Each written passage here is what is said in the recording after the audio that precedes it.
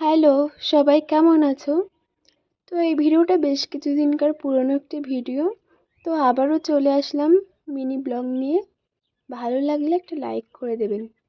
তো আমি গেছিলাম দীপাবলিতে বান্ধবীর বাড়িতে। তো ও আমাকে নিতে এসেছিলো বাজারে, তারপরে বাজার থেকে কিছু কেনাকাটা করে দুজনে মিলে ওদের বাড়িতে চলে গেছিলাম। তারপরে দেখো সন্ধ্যাবেলায় ও এই প্রদীপগুলো মোম দিয়ে কর্পূর না কর্পূর যা একটা বলে সেই দিয়ে আর ঘি দিয়েছিল, দিয়ে প্রদীপগুলো মানে ওগুলো করেছিল। তো এবারে কথা হচ্ছে যে মানে সলতেটা ওটা একদম সরু হয়ে গেছিলো। তো তার জন্য মানে জ্বলেনি ঠিকঠাক ভালোভাবে। যদি আমরা ওই সলতেগুলো মোটা কোনো কিছু দিয়ে দিতাম তাহলে ওগুলো ভালো জ্বলতো। তো তারপরে আমরা দুজনে মিলে এগুলো রেডি করে নিয়েছি। আর যে থালাটা মাটির, ওটা আমার বান্ধবী ওইতেই মানে ডিজাইন করেছিল, কলকা করেছিল। তো হাতের কাজও খুবই সুন্দর পারে। তো দেখো দুজন মিলে আমরা সাজিয়ে নিয়েছি। আর 14 প্রদীপ মানে 14 প্রদীপটা আগের দিন দিতে হতো।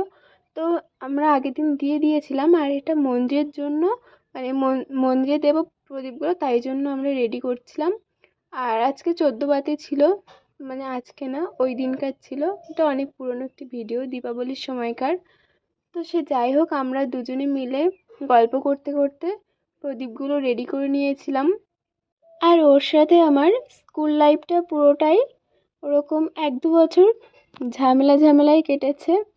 বাট দিন শেষে এখন কথাটা হয়। স্কুল লাইফটা আর আমি একদিন আলোচনা করছিলাম যে যদি কথা হতো, এখন তো মানে এত পরিমাণে ফটো ওর আর আমার গ্যালারিতে, আর যদি তখন কথা হতো আরও যে কত ফটো থাকতো। তো সে যাই হোক, দেখো আমরা মানে প্রদীপগুলো বাগানে দিতে হবে, আর ওদের সমাধি আছে ওখানটায়, স্মৃতিসৌধ, সেখানটায় দিতে হবে।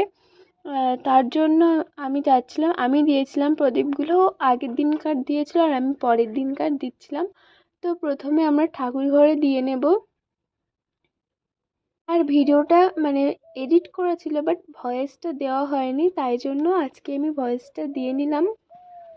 তো তারপরে ও বলছিল যে ঠাকুরঘরটা খোলার আগে 3বার হাততালি দিয়ে নিস।